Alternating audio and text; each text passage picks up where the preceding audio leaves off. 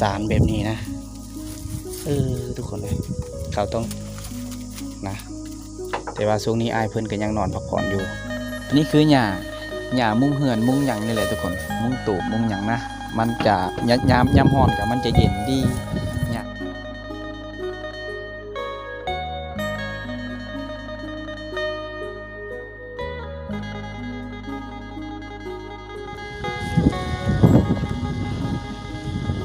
เนี่ยทุกคนสบายดีทุกคนสบายดีตอนแรกทุกคนเลยนะมาต่อในวิดีโอก่อนวิดีโอนี้ไอเคได้ขึ้นมาแต่กินป่าเลยครับน้องๆทุกคนเลยนักขี่บ่อยเอาตอนนี้กาซีไปเบิ้งหมู่บ้านน้องแอนนะทุกคนเป็นหมู่บ้านหาหลังคาเฮือนทุกคนเลยห่างจากหมู่บ้านนี้ก็ประมาณ300 เมตรประมาณ300 กิโลนะทุกคนขึ้นหอดหมู่บ้านพระเจ้าโอ้หลายชั่วโมง3 โมง 4 โมงตอนนี้4 โมงไปเดี๋ยวก็จะได้พาทุกคนไปรุ่นเบิ้งหมู่บ้านลึกลับนะหาหลังคาเฮือนอย่างบ่ทันมีลูกค้าใส่ประมาณ5-6นี่แหละ5-6หลังคานี่แหละทุกคนพาทุกคนไปเบิ่งนะเขาต้องได้ย่างเอาสงกระเปียกหมดทุกคนเดี๋ยวเขาไปได้ย่างไปต้องได้ย่างไปเรื่อยๆเพื่อสิฮอดกะเฮือไหลไข่ย่อยทุกคนนะลงเซกเขาบ่ได้อาบน้ำก็ถือว่าถ้าว่าขึ้นมาที่เซกอะอาจจะแม่นเหือห่อนออกเหงื่อออกนะทุกคนประมาณนั้นแหละโอเคกับบอกเข้าใจภาษาลาวปานใดทุกคนกำลังย่างตอนนี้เฮ้ยกำลังย่างตามทางเลย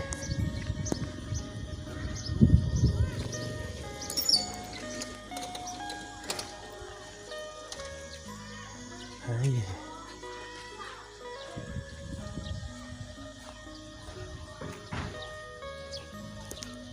บอลกระเจ้าเตะกันต่อจุดนี้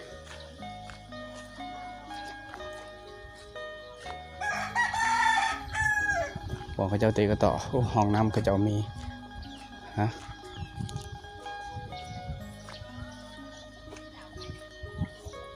นี่คือทางไปหมู่บ้านที่หาหลังคาเฮือนหรือหมู่บ้านน้องแอนะหมู่บ้านหาหลังคาเฮือนแต่ว่าสาวงามทุกคนเลยโอเคจะพาทุกคนไปเบิ้งนะมีแต่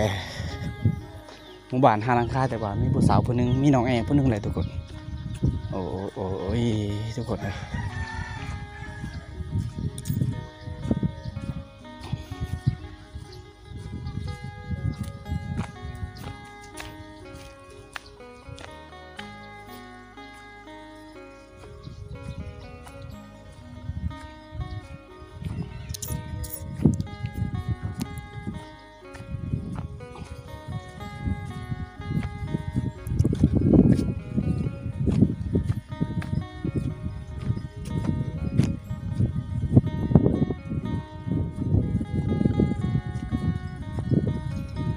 ย่างไปโค้งไปหมู่บ้านกระเจ้าจะอยู่จุดนั้นทุกคนหมู่บ้านนะน้องป่ากระเจ้า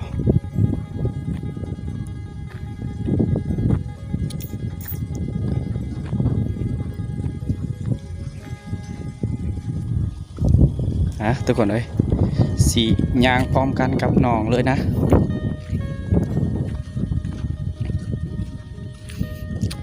อาการน้องตัวก็ยัง พูดไปเอามาตอนพ่อแม่อยู่เหือนนะทุกคน ให้เพิ่นมกเอามันบ่พอได้แกงดอกกุ้ยนี่คือหอยงูตัวนี้ไปลืมกุสันคือหอยงู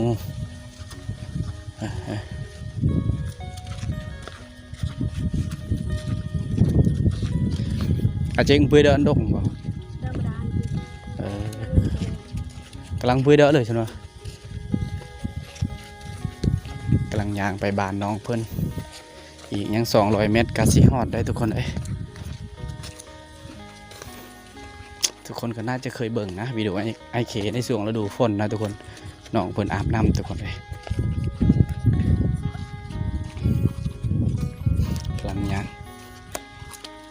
หายเยิงเชื่อไหม กำไร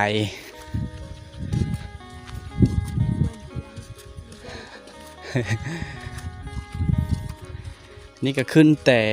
5 ป่านั่นแหละทุกคนเลยนะกำลังยางสิพาทุกคนไปเบิ้งอีกครั้งหมู่บ้านน้องเพิ่นนะทั้งหมู่บ้านมีผู้สาวอยู่ผู้เดียวนี่แหละ หมู่คู่เพิ่นเอาผัวเจอปะโอ้ยเอาผัวหมดแล้วยังเหลือแต่น้องนะทุกคนไม่หรือมันมีหรือก่อนโอเคเงี้ยบักยาเจ้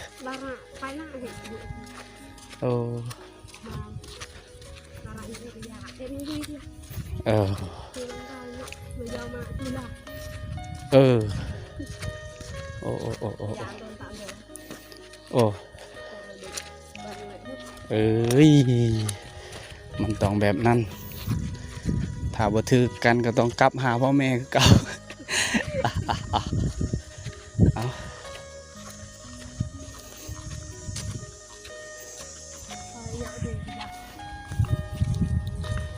นี่กับหมู่บ้านก็เจ้าทุกคนเลยผู้ปะโดนเมียเปาะซะไปยิงงานดองอุ้ยไกลไปแย่เมื่อกี้เนี่ยกลึงๆยาวเนี่ยก็เอามาหนามาดงนะ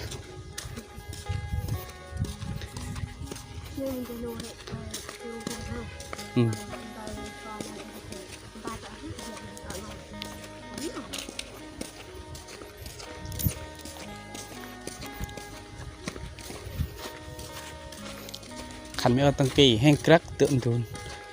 ตัวมันเมียโอ้ยกำลังย่างกับน้องเพิ่นเลยนะทรงกับเปียกเวิร์ดทุกคนอีกยังชั่วโมงนึงมันจะแห้งนะทรงน้องเพิ่นกับแห้งกระติกเล่นน้องเพิ่นเป็นผู้หากินโอ้ยมื้อนี้อาจจะมีลมแน่หน่อยนึงหยะกับเสียงรบกวนทุกคนเลย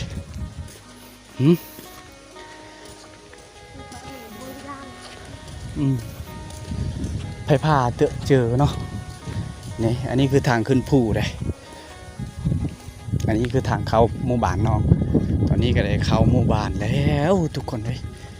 สวรรค์บ้านนาอยู่ไหนไม่รู้อะไรใครมองไม่เห็น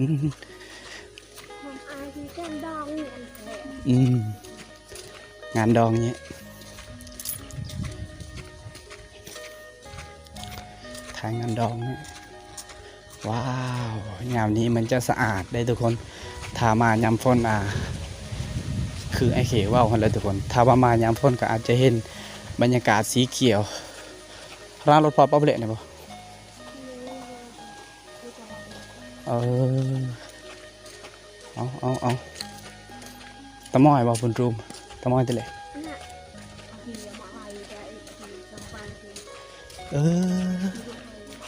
หมอไล่ก้อนหนาวบ่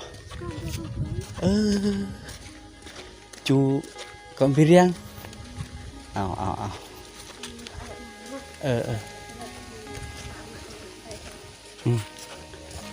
ต้องได้คอยย่างตำลังน้องเพิ่นนะทุกคนเส้นทางกับไอ้โอ้ยตานปลังสปอร์โซ่บอกโคตรกรักเลย นี่คือเหือนน้องเพิ่นนะทุกคน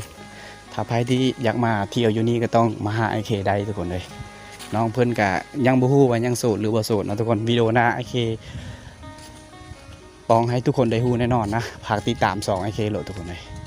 เดี๋ยวจะถามน้องเพิ่นหลายๆอย่างนะบางทีก็ค่าดอง 10,000 กีบก็มี บางทีก็บ่มีทุกคนเลยฮะว้าวกว่าลิเนี่ยเลยยามในอันตะคือน่ะยามกี่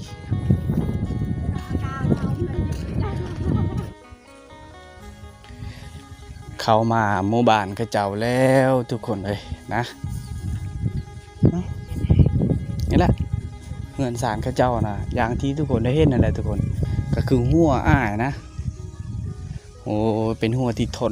ทนมากคือไทยเราทนมากทุกคนเฮ้ย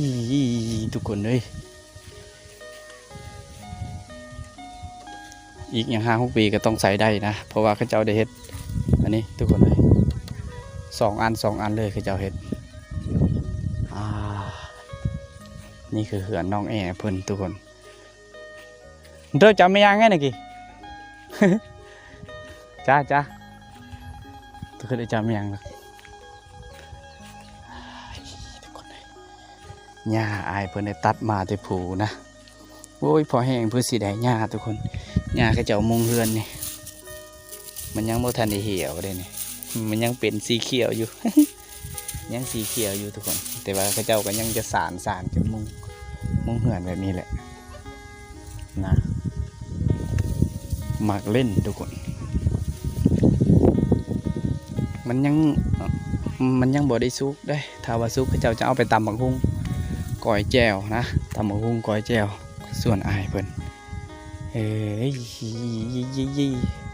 อาญะพุ่นดอกแขมเขาเจ้าดอกแขมอายเพิ่นทุกคนนะโดนไอเคได้มาเทื่อนึงก็เลยแบบมาให้ทุกคนได้เบิ่งหลายๆอย่างนะทุกคนบาโตเพิ่นปลูกได้หันนะอยู่ทางสวนข้างในสวนนะอายเพิ่นจะเลี้ยงเป็ดนะเลี้ยงเป็ดไว้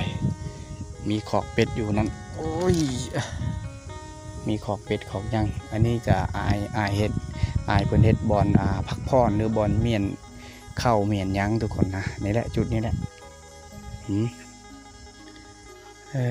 มันยังเขายังเฮ็ดเอาหญ้าภาษาไอเคว่าปลั้งนะทุกคนเขายังเอาหญ้ามามุงเหือนมุงหยังเลยทุกคนเลยนี่วิธีการสานได้เนี่ย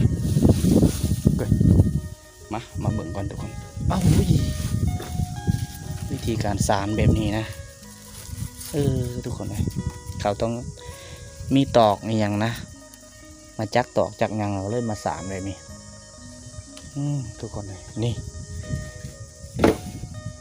ไม่ตอกที่เจ้าสารเลยนะแต่ว่าช่วงนี้อายเพิ่นก็ยังนอนพักผ่อนอยู่ทุกคนเลยมันน่าจะต้องใส่หลายขั้นตอนนะเพื่อสิได้ทุกคนอยู่บนโฮมเย็นครับเอาการฟืนการไฟก็ต้องได้หาไว้ทุกคนเลยเอาทุกคนผ่านไปหลายนาทีนะตอนนี้ก็16 โมงกับ10 นาทีทุกคนเลยเคจะพาลมแห้งเคจะพาทุกคนไปเบิ่งอันนี้นะอันนี้คือหญ้ามุงเหือนมุงหยังนี่แหละทุกคนมุงตูบมุงหยังนะมันจะยามฮ้อนกับมันจะเย็นดีหญ้าอายเพิ่นได้สานไว้เป็นแผ่นอันนี้ก็หาเบิ่งยากคือกันเลยทุกคนเลยนะสำหรับทั้งหมู่บ้านเคก็อาจจะบ่มีแล้วแบบนี้ทุกคนนะ1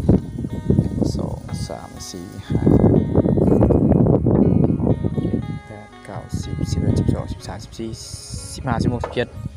17แผ่นอายเพิ่นได้เฮ็ดอายเพิ่นได้สานนะต้องสานด้วยตอกแล้วก็เอาไม้นะทุกคนนี่จากมุ้งเหือนตัวนี้แหละอายเพิ่นว่าเหือนอันนี้ก็คือเหือนครัวทุกคนเลยนี่หมู่บ้านข้าเจ้าลมแห้งทุกคนเลยนะหมู่บ้านข้าเจ้าเป็นหมู่บ้านน้องเซิงข้าเจ้าได้ว่าซื้อบ้านกับหมู่บ้านน้องเซิงนะทุกคนนี่แหละอันนี้คือเหือนน้องแอนะเพิ่นน้องแอตอนนี้เพิ่นไปไล่งัวขอเพิ่นให้ไปไล่งัวนะทุกคน หลังจากขึ้นแต่ไปหาปูหาป่ากับไอเคนะทุกคนนะนี่เป็นหมู่บ้านหาลังขาเหือนทุกคนเลยนะทุกคนก็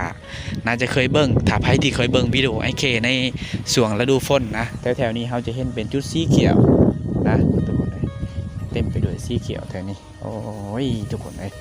นะมายามนี่เดือน3สุดนี้ทุกคนนะมื้อนี้เป็นมื้อวันที่29เดือน3ไอเคได้มาก็ถือว่าโอ้บรรยากาศแบบอันเหี่ยวหมดเลยแถวนี้เพราะว่าแดดแห้งโซนนี้ก็เลยเหี่ยวหมดแถวนี้ทุกคนเลยนะเด็กหน่อยลายอยู่ 2-3 คนนะผู้สาวก็มี1น้องแอ2กับน้องอันนั้นทุกคนเลยไอเคยังบ่ทันได้หูสื่อน้องเพิ่นนะทุกคนเอาทุกคนเลยนี่แหละวิถีชีวิตเขาเจ้าได้นั่งว่าวพื้นอย่างนั้นนี่ตามตารางเงื่อนทุกคนเลยมาทุกคนเลยเอาทุกคนเลยนะนี่แหละวิ ถีชีวิตในหมู่บ้านชนบทมีอยู่หาหลังคาเฮือนไฟฟ้าก็ยังบ่ทันมียังบ่ทันได้น้ำแห้งไกลทุกคนเลยเจ้าไปตักเอาน้ำบ่อน้ำหยั่งเท่านี้แหละเจ้าต้องไปหาตักเอาทุกคนเฮ้ยทุกคนเลยอะเนี่ยกับการลำบากนะในเขตชนบทชนเผ่าบรูเลยชนเผ่าบรูลาวเทิงชนเผ่าบรูมะกอกนี่แหละประมาณนั้นเลยแถวนี้พี่เจ้าได้พังลักฮะเป็นเขตแดนพี่เจ้าจะพักเขตแดนดินแถวนี้อันขานี่ขานั่นขานี่เจ้าของเขาจะเฮ็ดเป็นเจ้าตอนนี้ก็สีย่างกับ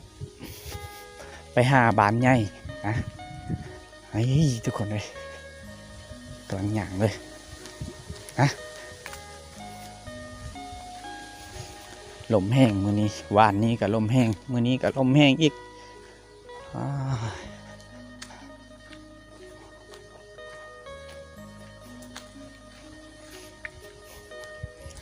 มันหอดแล้วดูใบไม้ป้งแล้วได้ทุกคนเลย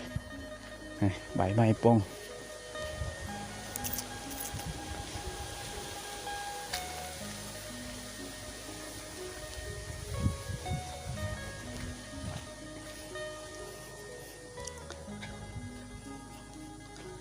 ตัวนี้ก็คือว่าวแล้วทุกคนทางขึ้นภูไปหอดเมืองนองเลยก็ได้ทางตัวนี้นะ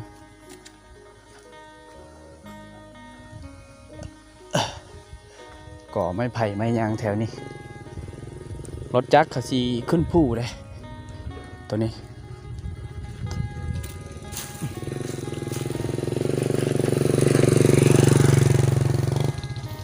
ขึ้นภูไปให้ไปนา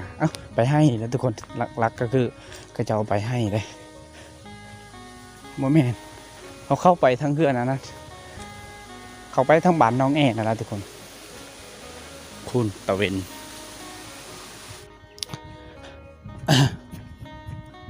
ผ่านไปหลายกิโลแล้วได้ทุกคนตอนนี้ก็ใกล้สีเขาบานนะแล้วไอ้เคสียางลัดซื้อเลยไปหาเฮือนลุงตาไอ้เคห่างไกลเติบอยู่300 เมตรนะซ้ำหมู่บ้านไอ้เคไปหาบ้านใหญ่นั่นแหละซ้ำหมู่บ้านไอ้เคไปหาบ้านละอ๋อประมาณนั้นแหละทุกคนแถวๆนี้เบิ่งวิดีโออาจจะเข้าใจจากบ้านไอ้เคไปหาบ้านละอ๋อนะทุกคนนะแบทุกคนเลยแบบ้าเนี่ยแบงาม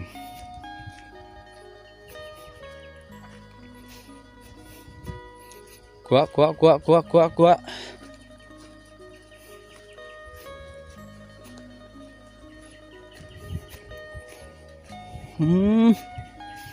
ฝุ่น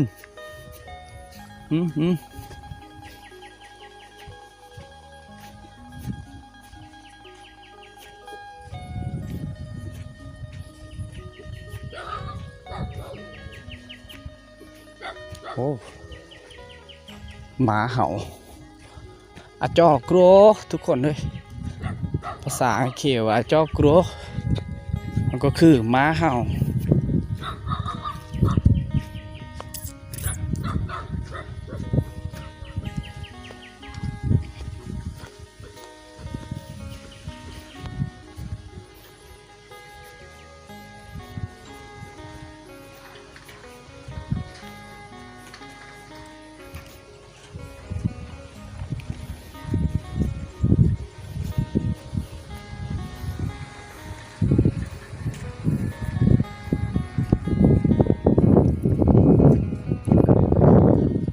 มีลมแห้งทุกคนต้องขอโทษทุกคนด้วยนะทุกคนเลยลมแห้งเกินการย่างกับไอเคต้องได้ย่างไวเบิ้งสภาพตีนค่ะอย่ามันเดี๋ยวเขาสีย่างรัดทางนี้เลยรัดสื่อทางนี้เลยทุกคนเฮ้ยรัดสื่อทางนี้สิออกไปทางเฮือนบ่อนมีงานแต่งในวิดีโอก่อนนะทุกคน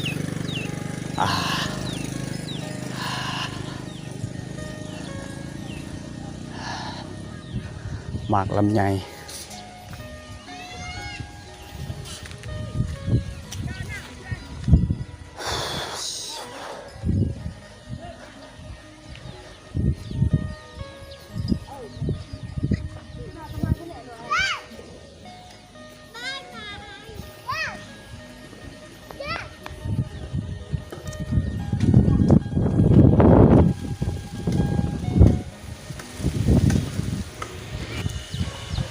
ทุกคนเลย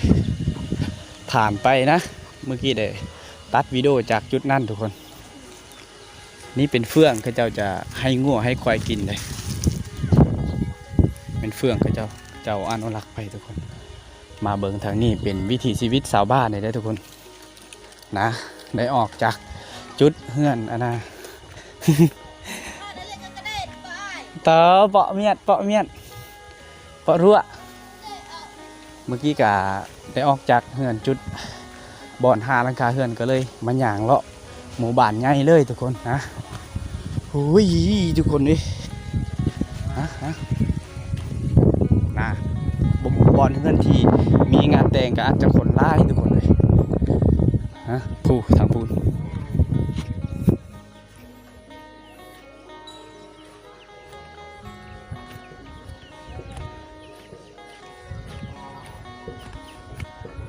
บ่สภาพตีนไอเคทุกคนสภาพตีนไอเค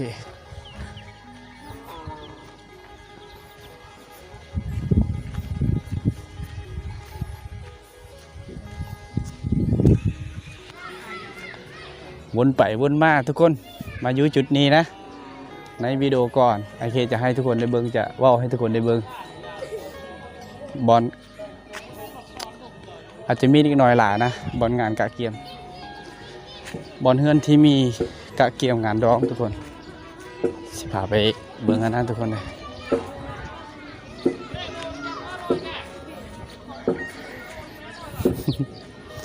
เอาคอกแบ่นี่คือคอกแบ่ทุกคนคอกแบ่เขาเจ้าเห็ดงามทุกคนเลยนี่อันนี้กับเงินลุงตาโอเคคือกันมีหมอก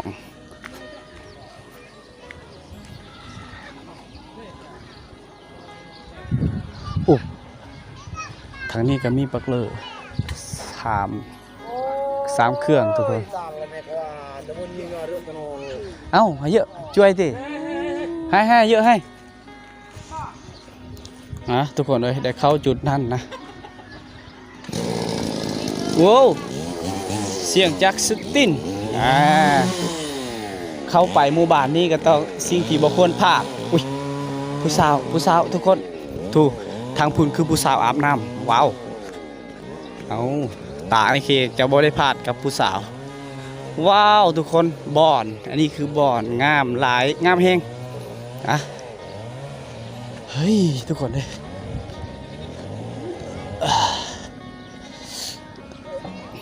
หมู่บ้านหาหลังคาเฮือนเขาได้ย่างออกจากหมู่บ้านหาหลังคาเฮือนมาเข้าที่หมู่บ้านใหญ่ทุกคนว้าเต็มไปด้วยงัวเขาเจ้าลายที่สุดอันเนี้ย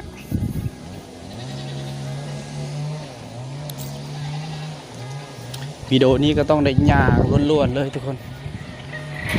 นะ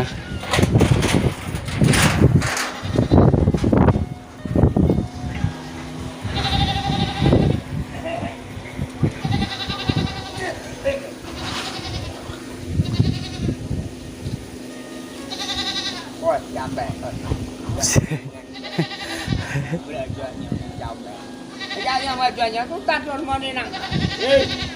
em vừa nêu em vào khăn trà vào cha đó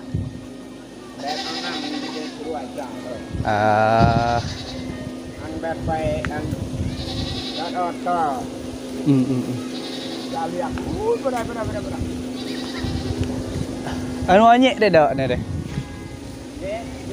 ta bôn phô ạ nó ta sụp ra căn cái sụp uiมาตอนนี้ก็สิเมื่อบานได้ทุกคนนะยางไปหามอเตอร์ไซค์ไอเคจอดไว้อยู่ในเฮือนลุงตาไอเคนะทุกคนน่าจะคุ้นเคยน่าจะเคยเห็นทุกคนกำลังขี่รถออกจากหมู่บ้านทุกคนอุ๊ยวิดีโอการเดินทางก็ต้องขอโทษทุกคนหลายๆเด้อก็เพราะว่ากองมันจะสั้นแน่หน่อยนึงทุกคนโอ้ยลมแห้งทุกคนเลย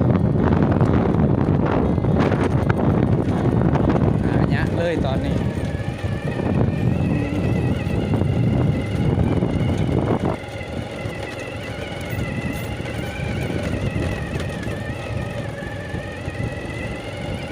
ในหมู่บ้านเขาเจ้าอาจจะมีงานแต่งได้ทุกคนงานแต่งงานหรือว่างานแต่งดองนะอันนี้ก็สิเดินทางไปอีกหมู่บ้านหนึ่งทุกคน16 โมงกับ27 นาทีนะกำลังขี่มอเตอร์ไซค์เดินทางไปหมู่บ้านนาหัวน้ำออกจากหมู่บ้านแกงทะเมก็สิไปเดินทางหมู่บ้านนาหัวน้ำกำลังแล่นมอเตอร์ไซค์เดิน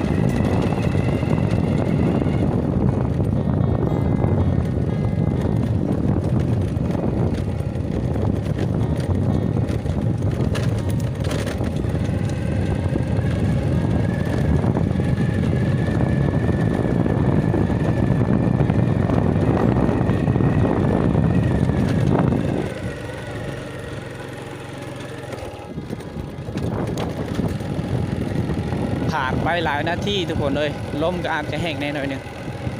ตอนนี้ก็ได้เข้าอีกหมู่บ้านหนึ่งทุกคนเข้าอีกหมู่บ้านหนึ่ง16 โมงกับ17 นาทีทุกคน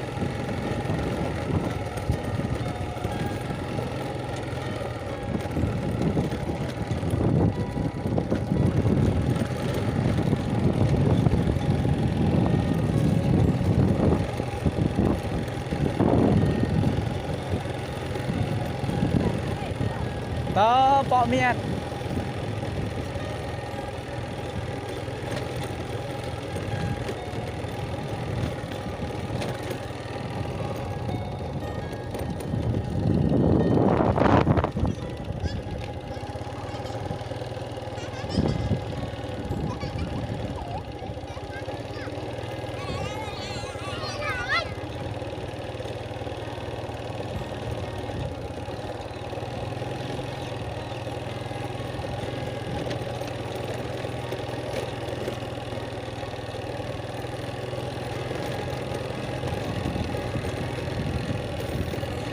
เชื่อ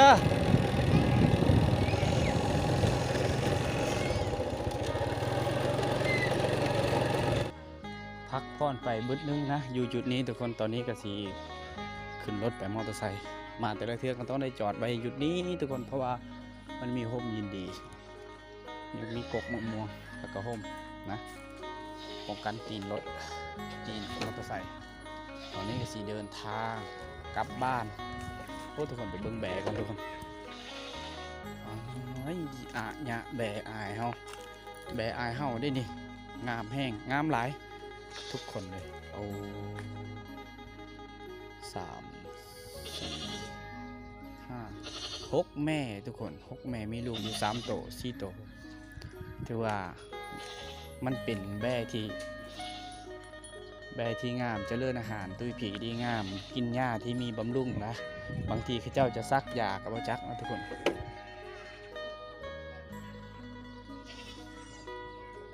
เขาเจ้าจะซักยาบำรุงก็มีเลยทุกคนสังเกตแดงงามหลายด้วยนะรถบันบาทเดียวเกียร์หนึ่งเหมือนเดิมไป